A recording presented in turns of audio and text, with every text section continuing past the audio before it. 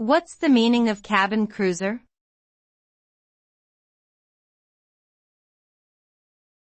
Cabin cruiser.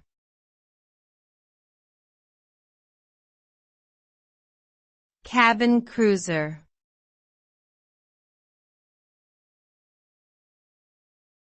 Cabin cruiser.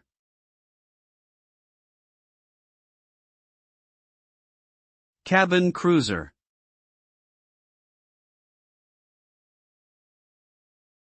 A cabin cruiser is a type of motorboat that is designed for leisure cruising and overnight stays.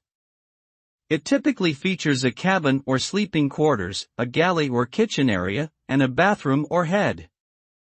The size of a cabin cruiser can vary greatly, with some models being as small as 20 feet and others exceeding 40 feet or more in length. They are often used for activities such as fishing, water sports, and exploring coastal areas. Overall, a cabin cruiser is a versatile vessel that provides comfortable accommodations for extended periods on the water.